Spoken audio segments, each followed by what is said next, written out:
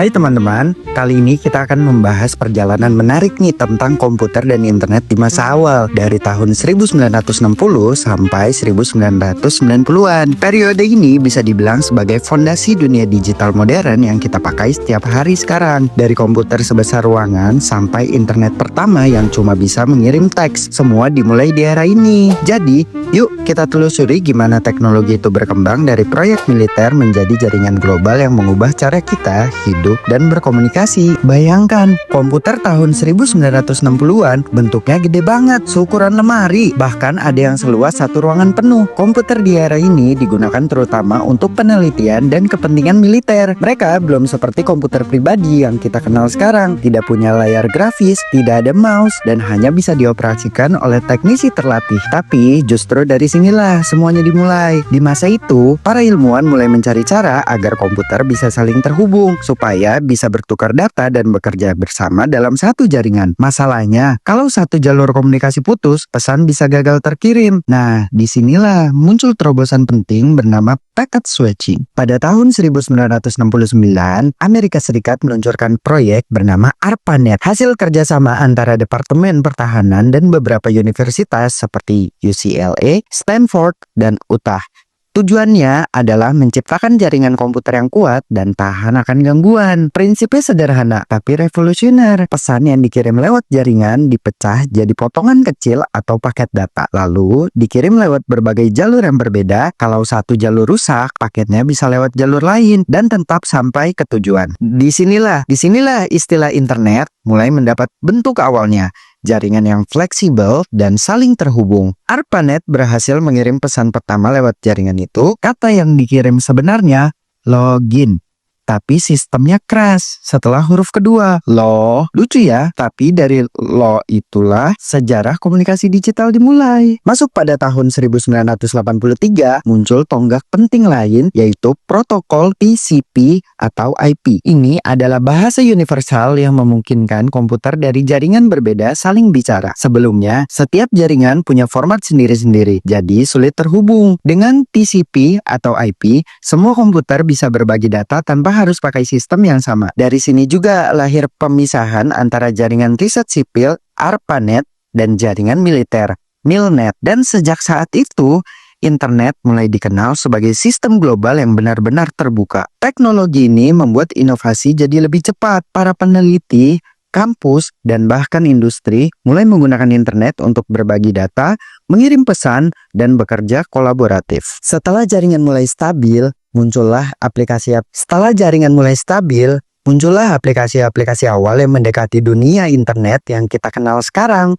Yang pertama dan paling populer adalah email. Email memungkinkan orang saling berkirim pesan hampir seketika, tanpa kertas, tanpa pos, dan tanpa jarak.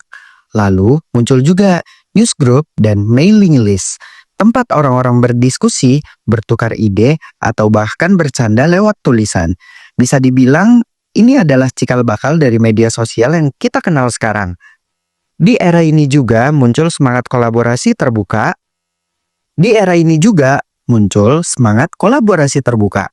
Para programmer dan peneliti saling berbagi perangkat lunak secara gratis atau open source, yang kemudian mendorong lahirnya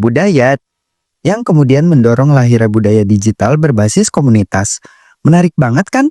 Karena tanpa budaya berbagi ini, menarik banget kan? Karena tanpa budaya berbagi ini, internet mungkin gak akan berkembang secepat sekarang. Nah, tonggak ketiga yang paling terkenal muncul di akhir pada tahun 1980-an ketika tim Berners-Lee di CERN, Swiss, menciptakan sesuatu yang disebut World Wide Web. Dia menggabungkan 3 hal penting, yaitu ada URL atau alamat web, ada juga HTTP atau cara komputer berkomunikasi di web, dan yang terakhir HTML atau yang biasa kita sebut bahasa untuk menampilkan teks dan gambar. Dengan gabungan ini, internet jadi lebih visual, mudah, dan menarik. Kita bisa klik tautan, berpindah dari satu halaman ke halaman lain, dan melihat informasi dalam bentuk teks, gambar, bahkan video. Inilah momen ketika internet berubah dari alat komunikasi riset menjadi media informasi publik. Tak lama setelah itu, muncul browser Mosaic di tahun 1993 yang membuat web bisa diakses oleh siapapun, bukan hanya ilmuwan. Sejak saat itulah, dunia mulai terhubung secara masif. Di era komputer dan internet awal ini nggak cuma soal teknologi, tapi juga soal perubahan besar dalam cara manusia berkomunikasi. Kalau dulu komunikasi hanya satu arah, seperti radio atau TV, sekarang jadi banyak ke banyak. Setiap orang bisa jadi pengirim sekaligus penerima pesan.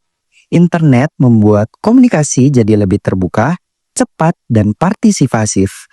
Budaya baru lahir, budaya berbagi, berdiskusi, dan berkolaborasi lintas batas negara.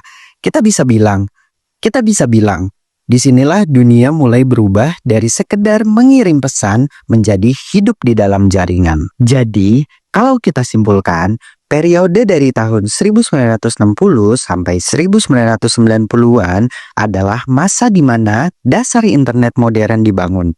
Ada paket switching yang membuat komunikasi efisien, TCP atau IP yang menyatukan jaringan global, dan World Wide Web yang membuat internet bisa dinikmati oleh semua orang. Semua inovasi ini membuka jalan untuk munculnya Web 1.0, media sosial, hingga dunia digital yang kita jalani sekarang. Tanpa para perintis di era ini, mungkin kita nggak akan bisa scrolling, streaming, atau chatting seperti sekarang. Jadi, yuk kita hargai perjalanan panjang ini dari komputer raksasa di laboratorium sampai internet di genggaman tangan aja. Terima kasih sudah mendengarkan. Thank you for watching. Kami dari kelompok 3 pamit undur diri. Bye-bye. Assalamualaikum warahmatullahi wabarakatuh.